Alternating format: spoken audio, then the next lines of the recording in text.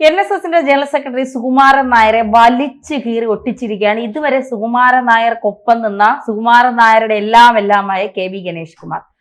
Director board അംഗത്തിൽ നിന്ന് KB Ganesh Kumar പുറത്താക്കിയതാണോ പുറത്തു വന്നതാണോ? അതിനുശേഷമാണ് NSS സുകുമാരൻ നായർക്കെതിരെ ഇങ്ങനെ ഗണേഷ് കുമാർ ആഞ്ഞടിക്കുന്നത്.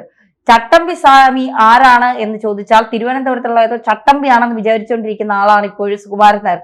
ചിലപ്പോൾ അതൊക്കെ സത്യാവസ്ഥ കാണും. കാരണം അങ്ങനെ ഓട് പൊളിച്ച് വന്നവരാണ് NSSലുള്ള, അത് സുകുമാരൻ നായരുടെ നെഞ്ചത്തിട്ട് കുത്തുന്നതാണെന്നാണ് തോന്നുന്നത്. എന്തായാലും ഈ കർക്കിടവാവിന്റെ തലേന്ന് സുകുമാരൻ നായർക്ക് ബലിയിട്ടിരിക്കുകയാണ് ഗണേഷ് കുമാർ. അത് പറയാതിരിക്കാൻ കഴിയില്ല. അത്രമാത്രം വലിച്ചു കീറി. ഒരുപക്ഷെ കേരളത്തിലെ കുറെ നായന്മാർ ഇത് കേട്ട് സന്തോഷിക്കുന്നുണ്ടാവും. പണ്ട് നിങ്ങൾ മച്ചാമച്ചന്മാരായിരുന്നല്ലോ, പിരിഞ്ഞപ്പോഴെങ്കിലും സത്യം പറയുന്നല്ലോ എന്ന് വിചാരിച്ച്. ഇതൊക്കെ താങ്ങാനുള്ള കരുത്ത് നായർക്കുണ്ടാകുമോ? ഈ KB ഗണേഷ് കുമാർ മുൻ മന്ത്രിയാണ്. മാത്രമല്ല R ബാലകൃഷ്ണപിള്ള എന്ന് പറയുന്നത് NSSന്റെ ഏതാണ്ട് 64 വർഷത്തോളം ഭാരവാഹിയായി ജീവിച്ചിരുന്ന ആളുടെ മകനാണ്. ഈ ഗണേഷ് കുമാർ ഇപ്പോൾ പറയുന്നത് എന്താ, സുകുമാരൻ നായരുമായിട്ട് ഗണേഷിന്റെ ബന്ധം കുറച്ച് ഏറെ വഷളായി. കഴിഞ്ഞ ദിവസം ഒരു പുസ്തക പ്രകാശന ചടങ്ങ് നടക്കുന്നു. അത് മന്നത്തിന്റെ നിയന്ത്രണത്തിൽ അല്ലെ മന്നം സ്മാരക മന്ദിരത്തിൽ നടത്താനിരുന്ന, പക്ഷെ അവിടെ ആ പരിപാടി നടത്താനുള്ള അനുമതി നിഷേധിക്കപ്പെട്ടു. തൊട്ടടുത്തുള്ള പ്രസ് ക്ലബ് ഹാളിലേക്ക് ആ പരിപാടി മാറ്റി. അവിടെ വെച്ചാണ് KB ഗണേഷ് കുമാർ പറയുന്നത്. ഇപ്പം ഒരു വ്യക്തി NSSന്റെ ജനറൽ സെക്രട്ടറി ആയിട്ടുള്ള സുകുമാരൻ നായരെ കാണാനായിട്ട് അദ്ദേഹത്തിന്റെ മുറിക്കുള്ളിലേക്ക് കയറിയാൽ അദ്ദേഹം ആദ്യം ആര് കയറി വന്നാലും അറിയാൻ പറ്റും, പക്ഷെ ആര് കയറി വന്നാലും അറിയാത്ത രീതിയിൽ പ്രധാനപ്പെട്ട ഇപ്പോൾ ശശി തരൂരിനെ പോലെയുള്ള ഉന്നതനായ ഒരു രാഷ്ട്രീയ നേതാവ് അല്ലെങ്കിൽ സാമൂഹ്യ നേതാവ് കടന്നു വരികയാണ്. അപ്പം ഒരു റെസ്പെക്റ്റ് കൊണ്ട് അവിടെ വാദിക്ക് നിൽക്കും. എന്നിട്ട് നമ്മളൊന്ന് മുരടരക്കുകയോ അല്ലെങ്കിൽ ഒന്ന് ചുമയ്ക്കുകയോ ഒക്കെ ചെയ്യും. എന്തിനു വേണ്ടിയിട്ട്? അദ്ദേഹത്തിന് ശ്രദ്ധ ആകർഷിക്കാൻ. അപ്പോൾ അദ്ദേഹം സ്വാഭാവികമായിട്ടും പറഞ്ഞ് വന്നിരിക്കുന്ന ഇവിടെ NSS ജനറൽ സെക്രട്ടറി കണ്ട ഭാവം കാണിക്കില്ല. എന്നിട്ട് താഴെ മേശപ്പുറത്തേക്ക് നോക്കും. അത് കഴിഞ്ഞിട്ട് കുനിഞ്ഞ് താഴേക്ക് നോക്കും. അപ്പം അവിടെ കയറി നിൽക്കുന്ന ആൾ വിചാരിക്കും എന്തോ പോക്കറ്റിൽ നിന്ന് താഴോട്ട് പോയി. ചില നായന്മാരുടെ സ്വഭാവം, ചില നായന്മാരുടെ വീട്ടിലെ ആളുകൾ വന്നാലും ഇങ്ങനെ ഞങ്ങളൊക്കെ ഇതിൽ ജനിച്ചു വളർന്നുകൊണ്ട് അത് പറയുന്നത് കറക്റ്റാണ്. നമുക്കറിയാതെ നമ്മളെയൊക്കെ വീട്ടിലെ പുറത്തുനിന്ന് ആരെങ്കിലും ഇപ്പോഴല്ല കേട്ടാ, കുറെ അമ്മുമ്മയൊക്കെ ഉണ്ടായിരുന്ന സമയത്ത് പുറത്തുനിന്ന് ആരെങ്കിലും വന്ന് ഇവർക്ക് താല്പര്യം ഇല്ലാത്ത ആരോ അല്ലെങ്കിൽ ഇവർ വലിയ സംഭവമാണെന്ന്, ഞങ്ങൾ വലിയ നായർ തറവാട്ടിലുള്ളവരെന്നൊക്കെ കാണിക്കാൻ വേണ്ടി ചിലമേക്കാന്ന് വിളിച്ചുകൊണ്ട് ആരെങ്കിലും വന്നാൽ കേൾക്കാത്തവര് 10 വിളിച്ചാലും കേൾക്കത്തില്ല, കേൾക്കാത്തതുപോലെ ഇരിക്കും. എന്നിട്ട് ഇരിക്കുന്ന ഇവിടെ ഇരിക്കും. അവർക്ക് അവിടെ ഇരുന്നാൽ കാണാൻ പറ്റും ഇവിടെ ഇരിക്കുന്നു എന്നുള്ളത്. പക്ഷെ അപ്പൊ നമ്മൾ വിചാരിക്കും എന്താ വിളിച്ചിട്ട് കേൾക്കാം. അപ്പൊ നമ്മൾ ചെന്ന് അമ്മ അതെന്റെ വിളിക്കുന്നു, ഈ മിണ്ടാതിരിയെന്ന് പറഞ്ഞാൽ നമുക്ക് രണ്ടുപേർക്ക് ഇടയിലുള്ള സൗണ്ടാണ് ഇത്, അവിടെ കേൾക്കാൻ പറ്റില്ല. എന്നിട്ട് അതെവിടെ അതിനടുത്തുണ്ടോ മറ്റേ അവിടെ. അപ്പോഴും ഇവരിങ്ങനെ ആള് നിൽക്കുന്നതായിട്ട് കറക്റ്റ്. ഇന്നലെ അത് കേട്ടപ്പോ തന്നെ എനിക്ക് തോന്നിയത്. അപ്പൊ ഈ ഗണേഷ് കുമാർ പറയുന്ന അനുസരിച്ചാണെങ്കിൽ ആ വന്ന് നിൽക്കുന്നത് വളരെ റെസ്പെക്ട് ചെയ്യേണ്ട ഒരു വ്യക്തിയാണ്. ഇനി റെസ്പെക്ട് ചെയ്യേണ്ട വ്യക്തി അല്ലെന്ന് വെച്ചോ, ഒരു പൂച്ചയാണ് കടന്നു വരുന്നതെങ്കിലും പൂച്ച വന്ന ആ പൂച്ച വന്നോ എന്ന് നമ്മൾ നോക്കും അല്ലെ. എന്നിട്ട് പോലും നോക്കാതെ എന്നിട്ട് താഴെയൊക്കെ നോക്കിയിട്ട് പിന്നെ മേശപ്പുറത്തേക്ക് നോക്കും. എന്നിട്ട് തന്നെ പറയുന്നത് മുകളിലേക്ക് നോക്കും. അപ്പൊ അതിന്റെ തല സമയം നോക്കും. അപ്പൊ ഇതൊക്കെ ചെയ്ത് കഴിഞ്ഞാൽ മറ്റുള്ള ഒരാളെ അപമാനിക്കുന്ന എന്നെക്കാളും വലുതല്ല അയാള്, താൻ എന്നെക്കാളും വലുതല്ല, പുറത്ത് താൻ എന്നെക്കാളും വലുതായിരിക്കും. ഇരിക്കുമ്പോ ഞാൻ പ്രധാനമന്ത്രിക്ക് തുല്യനാണ് അല്ലെങ്കിൽ പ്രധാനമന്ത്രിയെക്കാൾ മുകളിലാണ്. അപ്പൊ ഗണേഷ് കുമാർ ഇതൊക്കെ പറയല്ല, അഭിനയിച്ച് കാണിക്കുക. കാരണം ഗണേഷ് കുമാർ പറയുന്നുണ്ട് ഞാനൊരു സിനിമാ താരം കൂടി ആയതുകൊണ്ട് അഭിനയിച്ച് കാണിക്കാന്ന് പറയാം. എന്നിട്ട് തല ചൊറിയുന്നു, പേനുണ്ടെന്ന് വാച്ച് നോക്കുന്നു, തന്നെ പറയുന്ന കാര്യങ്ങളൊക്കെ ചെയ്യുന്നുണ്ടല്ലോ. ഇതെല്ലാം ചെയ്ത് കഴിഞ്ഞ് നോക്കുമ്പോൾ അവിടെ ഒരാൾ നിൽക്കുന്നത് കാണാം. അപ്പോഴും ഈ വ്യക്തിയെ വിളിക്കുകയല്ല ചെയ്യുന്നത്. അവിടെ നിൽക്കുന്ന ഒരു ബെല്ലുണ്ടാവും മേശോട് ചേർന്ന്, ആ ബെല്ലടിക്കും. അപ്പോൾ ഒരാൾ ഓടി വരും, ഓംബ്ര എന്ന് പറഞ്ഞിട്ട് വരുമ്പോൾ പറയും മറ്റേവർക്കും എല്ലാം കൊടുക്കുന്ന പറഞ്ഞിട്ട് ഒരു ചായ കൊണ്ടുപോകാം എന്ന് പറയും. അതിനുശേഷമായിരിക്കും ഇരിക്കൂ എന്ന് പറയുന്നത്. അപ്പോൾ ഇരിക്കൂ എന്ന് പറയുമ്പോൾ ഈ ഉഗ്രസ്വരൂപിണിയായ മൂർത്തിയുടെ മുമ്പിൽ ഇരിക്കുന്ന പോലെ വേണം വന്നിരിക്കാൻ. അപ്പോൾ പറയുകയാണ് മറ്റുള്ളവരെ ഇങ്ങനെ അപമാനിക്കുന്നത് എന്തുകൊണ്ടാണെന്ന് വെച്ചാൽ ഇവർ ഇത്തൽ കണ്ണികളാണ്. അതായത് വലിഞ്ഞു കയറി വന്ന് ഇങ്ങനെ ഇഴഞ്ഞു കയറി അവിടെ സ്ഥാനം പിടിച്ചാണെന്ന് പറഞ്ഞു. ഈ പുസ്തകത്തിനും ഏതാണ്ട് അതിന് സമാനമായ ഒരു പേരാണുള്ളത്. അപ്പോൾ ഗണേഷ് കുമാർ ഇതൊക്കെ പറയുമ്പോൾ നമ്മൾ വിചാരിക്കും അതിശയോക്തിയാണ്. നല്ല പുള്ളി പറഞ്ഞത് ഞാനിത് പലതവണ നേരിട്ട് കണ്ടിട്ടുള്ളതാണ്, എനിക്കും അനുഭവം ഉണ്ടായി. പക്ഷെ ഞാനിതൊന്നും മൈൻഡ് ചെയ്യില്ല. ഞാനങ്ങോട്ട് ചെല്ലുമ്പോഴേ കയറി ഇരിക്കും. കസേര കയറിയാൽ പിന്നെ ഒന്നും ചെയ്യാൻ പറ്റില്ലല്ലോ. ഇവിടെ ഒരു റെസ്പെക്ട് നമ്മൾ അങ്ങോട്ട് പോകുമ്പോൾ ഇയാളുടെ തറവാട്ട് സുതണികളുടെ വീട്ടിൽ നിന്ന് കൊണ്ടുവന്നു. അത് തന്നെ ഗണേഷ് കുമാർ പറയുന്നുണ്ട്. അതായത് ഒരു കുടുംബത്തിൽപ്പെട്ട 43 പേർക്ക് NSSുമായി ബന്ധപ്പെട്ട കേന്ദ്രങ്ങളിൽ ജോലി കൊടുക്കണമെങ്കിൽ അത് കുടുംബ സ്വത്തായിട്ട് കൊണ്ട് നടക്കുന്നവർക്കല്ലേ പറ്റുള്ളൂ. അപ്പൊ ഇത്രയും നാൾ ഗണേഷ് കുമാർ ഇതൊക്കെ സഹിച്ചുകൊണ്ട് നിന്ന് എന്തിനാണ്? ഒരു മന്ത്രിയാണ്, സ്വന്തം പിതാവ് 64 വർഷത്തോളം ഈ NSSുമായി സഹകരിച്ച ആളാണ്, അതുപോലെ മന്നുവുമായിട്ടൊക്കെ അടുത്ത് നിന്ന് ഇടപഴകിയ ആളാണെന്നൊക്കെ ഒരു പാരമ്പര്യം ഉള്ളതുകൊണ്ടാണ്. ഇവിടെ തനിക്ക് താല്പര്യമില്ലാത്ത യൂണിയൻ ഉണ്ടെങ്കിൽ രാത്രി 7 മണിയാകുമ്പോൾ ചില പറയും ആ ഗ്രൂപ്പുകാരെ പിരിച്ചുവിട്ടേക്ക്, 8 മണിക്ക് ആ ഗ്രൂപ്പുകാരെ പിരിച്ചുവിട്ടേക്ക്. താലൂക്ക് യൂണിയനൊക്കെ പിരിച്ചുവിടും. തനിക്ക് താല്പര്യമില്ലാത്തവരെ മുഴുവൻ പിരിച്ചുവിടുന്നു, തനിക്ക് ഇഷ്ടമുള്ളവരെ നിൽക്കുന്നു, താൻ എന്തോ ഒരു വലിയ സംഭവമാണെന്ന് വരുത്തി തീർക്കുന്നു. അപ്പൊ KB ഗണേഷ് കുമാർ ഇതൊക്കെ പറയുമ്പോൾ അക്ഷരാർത്ഥത്തിൽ അവിടെ പോയിട്ടുള്ള ഓരോരുത്തർക്കും അത് മനസ്സിലാക്കി. നമ്മളവിടെയൊക്കെ NSS ഉണ്ട്, ഈ വീട്ടിലുള്ള ചേച്ചിമാർ നായർ സ്ത്രീകളാണ് കൂടുന്നത്. ചിലവർ ശനിയാഴ്ച കൂടണം എന്ന് പറഞ്ഞാൽ എല്ലാവരും ഒരു വീട്ടിൽ കൂടി ബുക്കിൽ പൈസ ഇടും, എന്നിട്ട് ലോൺ കിട്ടും. ധനലക്ഷ്മി മാത്രമേ ലോൺ കിട്ടുള്ളൂ. ചർച്ച വെച്ചാൽ ഇന്നെന്ത് മീൻ വെച്ചു, നാളെ എന്ത് കറി വെക്കണം, നാളെ ഓണത്തിന് ഇത്തവണ തുണി എടുത്ത്, ഇതൊക്കെയാണ് ചർച്ച. എന്നാലും കുഴപ്പമില്ല. ഇവരോട് പലരോടും നമ്മൾ ചോദിച്ചു സുകുമാരൻ നായർ ആരാന്ന്, അതാരാ മറ്റേ മണിയന്റെ മോനാ, മറ്റേ ദിവാറിന്റെ ഭർത്താവ്, മറ്റേ വാസന്തിയുടെ ഭർത്താവാടാ, അല്ല NSS ജനറൽ സെക്രട്ടറി. നമുക്ക് ചെയ്യേണ്ട തന്നെയല്ലേ, ഇവിടത്തെ ആളെ അറിയാവോ, ആ ഇരിക്കണവരെ അയാൾ അറിഞ്ഞുകൂടാ അവർക്ക്, അത് അവരുടെ കുറ്റമല്ല.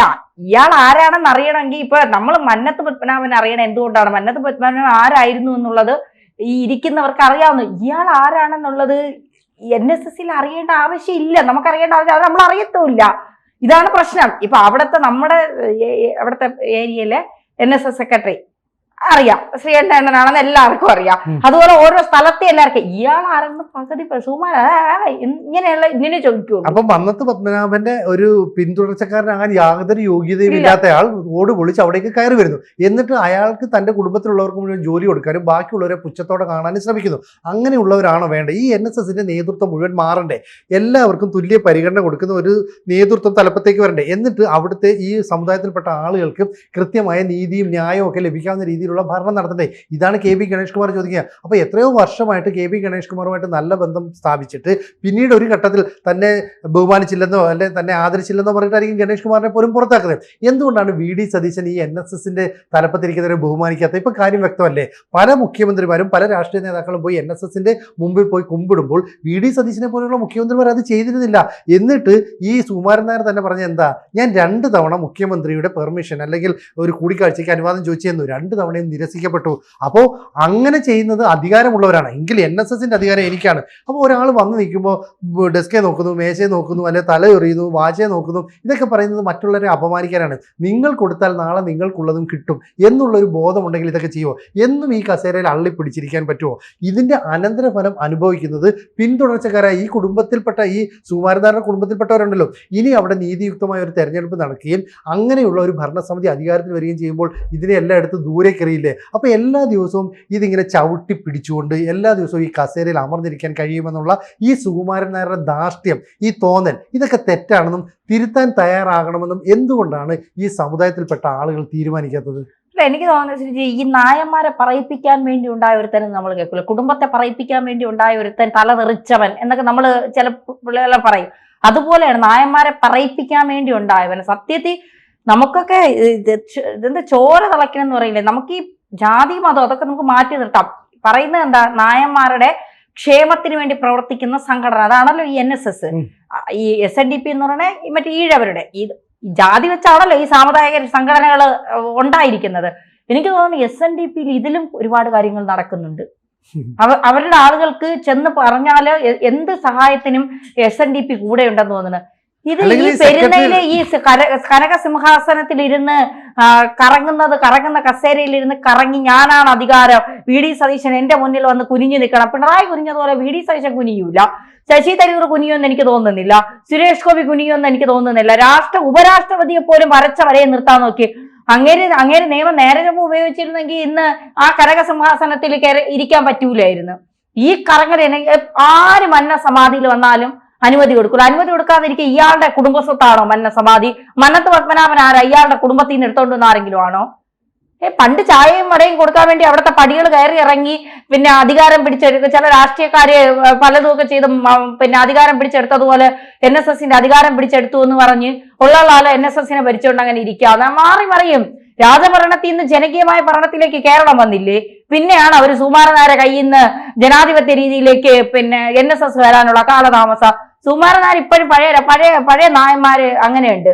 ഇപ്പോഴും ഞങ്ങളുടെ രാജാവായിരുന്നു ഭരിച്ചിരുന്നതെങ്കിൽ ഈ നായന്മാർക്ക് ഉള്ള കൊട്ടാരത്തിലും അമ്പലങ്ങളിലും ഒക്കെ ഉണ്ടായിരുന്ന വില എന്താണ് എന്നുള്ളത് കൃത്യമായി ശശി തരൂർ അടക്കം ബുക്കിൽ എഴുതി വെച്ചിട്ടുള്ള കാര്യമാണ്. അതുകൊണ്ട് നായന്മാരെന്നൊക്കെ പറയുമ്പോൾ നമ്മൾ കുറച്ച് സൂക്ഷിച്ചും കണ്ടുമൊക്കെ വേണം പറയാനുള്ളതെന്നുള്ളതാണ് യാഥാർത്ഥ്യം. അപ്പൊ സ്വാഭാവികമായും അത്തരത്തിൽ ഇത്തരം കാര്യങ്ങൾ ഇരിക്കുമ്പോഴാണ് ഞാനാണ് ഈ ലോകത്തെ ഏറ്റവും വലിയ ആള്, എനിക്കപ്പുറം ഈ ഇന്ത്യയിലും കേരളത്തിലും ആരും ഉണ്ടാവാൻ പാടില്ല, അതിന് ഞാൻ അനുവദിക്കില്ല എന്ന തരത്തിലാണ് ഇയാളുടെ ഈ പോക്കും വരവും ഒക്കെ കണ്ടാൽ. ഇപ്പൊ ഗണേശൻ ഗണേശ നേരത്തെ ആയിരുന്നു മച്ചായിരുന്നു. ഇപ്പൊ ബോർഡ് അംഗത്തിൽ പുറത്താക്കിയതിനു ശേഷം കുറച്ച് സത്യങ്ങൾ പറയാം. പിന്നെ കൂടെ നിന്നവനല്ലേ അറിയാവൂ എന്തൊക്കെ തരത്തിലുള്ള പണികളാണ് ചെയ്യുന്നതെന്നും എന്തൊക്കെയാണ് എന്നുള്ളത്. അതുകൊണ്ട് ഗണേശിന് കൂടുതൽ പുറത്തു പറഞ്ഞാൽ ഒരുപക്ഷെ NSSൽ ഒരു പൊളിച്ചെഴുത്തുണ്ടാകും എന്നുള്ള കാര്യത്തിൽ ഒരു സംശയം വേണ്ട. അപ്പൊ KB ഗണേഷ് കുമാർ പറയുക മാത്രമല്ല അഭിനയിച്ച് കാണിക്കുകയും കൂടി ചെയ്യുന്നുണ്ട്. അഭിനയിച്ച് കാണിക്കുക എന്ന് പറഞ്ഞാൽ ഇതിന്റെ വീഡിയോ ഇനി വലുതായിട്ട് പ്രചരിക്കും. കാരണമല്ല, ഈ പരിപാടി സംഘടിപ്പിക്കാനായിട്ട് NSSന്റെ നേതൃത്വത്തിലുള്ള ഒരു മന്ദിരത്തിൽ അനുമതി നിഷേധിക്കുന്നു എന്ത് കാര്യത്തിന്, എന്നിട്ട് തൊട്ടടുത്ത പ്രസ് ക്ലബിലേക്ക് അത് മാറ്റേണ്ടി വരുന്നു. അപ്പൊ ഇത്തരം കാര്യങ്ങളൊക്കെ കൃത്യമായിട്ട് പറയുന്നു. ശശി തരൂരിനെ പോലെയുള്ള ബഹുമാന്യരായ വ്യക്തികളെ പോലും അപമാനിക്കുന്നു. അങ്ങനെയാണെങ്കിൽ മറ്റുള്ളവരുടെ മുമ്പിലുള്ള നിലപാട് എന്തായിരിക്കും? ഒരു സാധാരണക്കാരെ തന്നെ സൂചിപ്പിച്ചതുപോലെ താലൂക്ക് യൂണിയന്റെ തലപ്പത്തുള്ളവരൊക്കെ കാണാൻ ചെന്നാൽ എത്ര നേരം അവിടെ തലയുറിഞ്ഞ് നിൽക്കേണ്ടി വരും. അപ്പൊ അങ്ങനെയുള്ള ഒരു നേതൃത്വത്തെ ഇനി വേണ്ട എന്ന് വെക്കാനുള്ള ആർജവം ഈ സമുദായത്തിലെ ആളുകൾ കാണിക്കണമെന്നാണ് അദ്ദേഹം പറയുന്നത്. പലപ്പോഴും ഞാനിത് നേരിട്ട് കണ്ടതാണ് എന്ന് പറഞ്ഞിട്ട് ഒരു വീഡിയോ ഇപ്പോൾ ഇനി പ്രചരിക്കാനുള്ള സാധ്യത. കാരണം ഗണേഷ് കുമാർ പറഞ്ഞത് ഇവിടെ ചിത്രീകരിക്കപ്പെട്ടിട്ടുണ്ടല്ലോ, അത് സോഷ്യൽ മീഡിയയിലൂടെ വ്യാപകമാവും. ഇത് കണ്ടു കഴിയുമ്പോൾ ഈ സമുദായത്തിൽപ്പെട്ട ആളുകൾ നാളെ ഒരു കലാപാഹ്വാനവുമായി രംഗത്ത് വരികയാണെങ്കിൽ ഈ നേതൃത്വത്തെ തള്ളിത്താഴിടാം. അല്ലെങ്കിൽ അവരുടെ മുമ്പിൽ വീണ്ടും താഴ്ന്നു വണങ്ങി ഈ കുമ്പിട്ട് നിൽക്കുന്ന ഒരു നിലപാട് സ്വീകരിച്ചാൽ ഈ സമുദായം എന്നും താഴെ തട്ടിൽ തന്നെ നിൽക്കും. ഈ ഗണേഷ് കുമാർ പറഞ്ഞ ഒരു പ്രധാനപ്പെട്ട കാര്യം, ഒരു കുടുംബത്തിലെ 43 അംഗങ്ങൾക്ക് NSSൽ ജോലി നൽകിയിട്ടുണ്ടെങ്കിൽ അത് ഏത് കുടുംബം, ആർക്കൊക്കെ ജോലി നൽകി? ഇത് ചോദിക്കാനുള്ള ആർജവം ഈ സമുദായത്തിലെ താഴെ തട്ടിലുള്ള ഓരോ വിങ്ങിൽ ചുമതലയുള്ളവരുണ്ടല്ലോ അവർ ചോദിക്കണം. അല്ലെങ്കിൽ ആ സമുദായത്തിലെ ഇവനോടൊക്കെ പോയി ചോദിക്കാൻ ഞങ്ങൾക്ക് വേറെ ജോലിയില്ല, 100 കൂട്ടം ജോലിയുണ്ട് സിനിജ ഓരോ ദിവസവും. ഇവനെ ആരെന്ന് പോലും അറിയാത്ത പിള്ളേരാണ് ഇപ്പോഴത്തെ നായന്മാരിലുള്ളത്. അപ്പോഴാണ് ഇനി ഇതിന്റെയൊക്കെ ബാക്ക് ചെയ്യുന്നത്. നമുക്ക് പറയാൻ ഇല്ല.